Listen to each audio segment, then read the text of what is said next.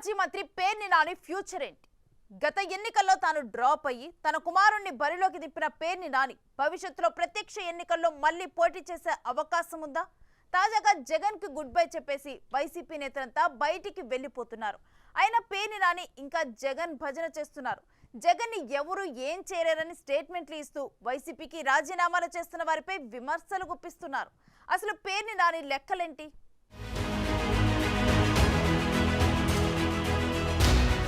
మాజీ మంత్రి పేర్ని నాని వైసీపీలో తిట్ల దండకాలతో ఫోకస్ అయిన నాయకుల్లో ఒకరు. జగన్ ప్రభుత్వంలో మంత్రిగా ఉన్నప్పుడు తన శాఖపై ప్రెస్ మీట్లు పెట్టారో లేదో గాని ప్రత్యర్థులను తిట్టడానికైతే తరచూ మైకుతో ప్రత్యక్షమయ్యేవారు. వైసీపీ ఓటమి తరువాత కూడా అడపాదడపా మైకుల ముందుకొచ్చేసి చంద్రబాబు పవన్లపై విమర్శలు చేసిపోతున్నారు. తాజాగా మీడియా ముందుకొచ్చిన ఆయన కీలక వ్యాఖ్యలు చేశారు.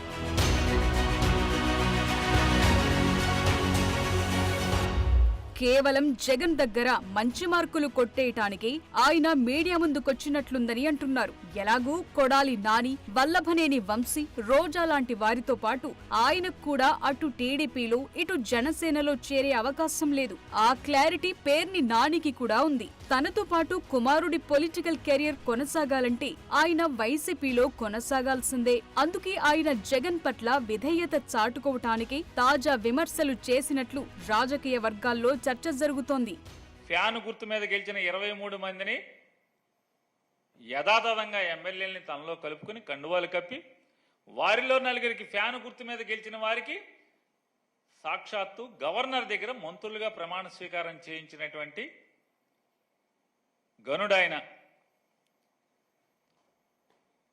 ఇవాళ చంద్రబాబు నాయుడు గారు పెద్ద రాజకీయ ఆషాఢభూతి. నీతి చంద్రికలో పెద్ద కథలు ఉండే చూస్తే నీతి చంద్రిక చదువుకున్న ప్రతి వాళ్ళకి అర్థం అవుద్ది. నమ్ముకున్న వాళ్ళని, గురువుల్ని మోసం చేసేవాడిని ఆషాఢభూతితో పోలుస్తారు. ఆ రోజు దేవశర్మను ఎట్టా అయితే ఆషాఢభూతి మోసం చేశాడో నమ్మకంగా, ఈయన చెప్పేవన్నీ కూడా శ్రీరంగ నీతులు చెప్తూ ఉంటాడు. నిన్న మొన్న చెప్తున్నాడు చంద్రబాబు నాయుడు గారు, అరే అబ్బాయి, ఎవడైనా సరే మన పార్టీలోకి రావాలంటే రాజీనామా చేసి రావాల్సిందే. ఏం రాజీనామా చేసావు? 2014 నుంచి 19 దాకా ఎంతమందితో రాజీనామా చేయించావు? ఎవరితో రాజీనామా చేయించావు? ఫోన్ అయిపోయింది. అరే నిన్న కాక మొన్న మీ అబ్బాయి కండువాలు కప్పాడు కదా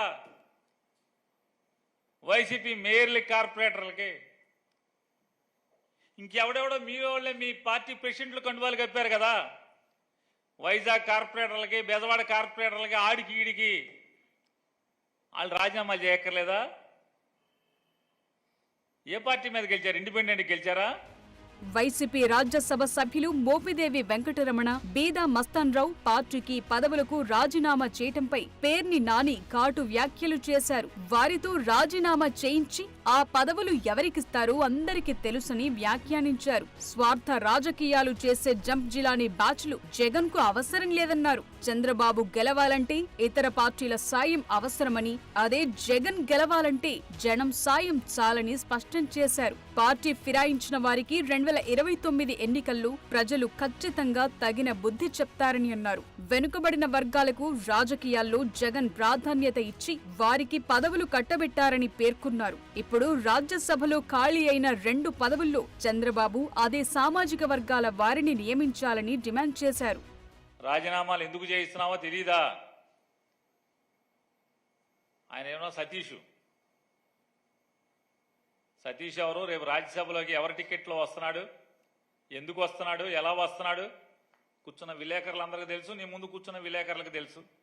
లేదా ఢిల్లీలో వాళ్ళ ప్రెస్ మీట్లో 2 ఎంపీలు రాజీనామా చేస్తే ఆ రాజీనామా కవరేజ్ చేసిన విలేకరులందరికీ కూడా తెలుసు. ఈ సతీష్ ఎవడు? సతీష్ రేపు ఎవరు రాజ్యసభ సీట్లో ఖాళీకి వస్తున్నాడు? రాజేష్ ఎవడు? రాజేష్ ఎవడు రాజ్యసభ సీట్లోకి వస్తున్నాడు? 2028లో ఏం హామీలు ఇచ్చి ఏం చేసుకుంటున్నారు? అసలు ఈ రాజేష్ చరిత్ర ఏంటి? లేపు ఇంకో జయదేవ్ ఎట్టా వస్తాడు? ఇవన్నీ ఎవడ అమాయకుడు కాదు, పిల్లి దొంగతనంగా దూరి వంటింట్లో దూరి దొంగతనంగా కళ్ళు మూసుకుని పాలు తాగినంత మాత్రాన ఈ లోకం చూడట్లేదు, ఈ సమాజం చూడట్లేదు అనుకుంటే దాని పిచ్చితనం. కేవలం జగన్ మూలంగా ఒక మత్స్యకారుడు పెద్దల సభలు అడుగు పెట్టగలిగాడని నాని గుర్తు చేశారు. ఎన్నికల హామీలను అమలు చేయటంలో విఫలమైన చంద్రబాబు వాటి నుండి ప్రజల దృష్టి మళ్లించేందుకు ఇలా ప్రలోభాలతో ఎంపీలను కొనుగోలు చేస్తున్నారని విమర్శించారు.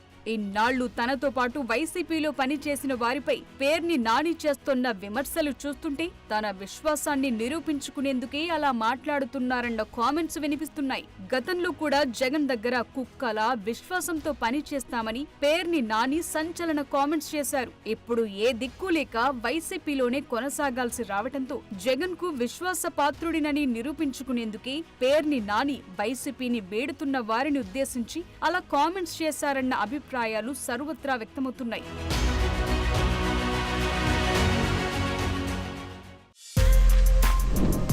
For more videos like this, subscribe Big TV channel.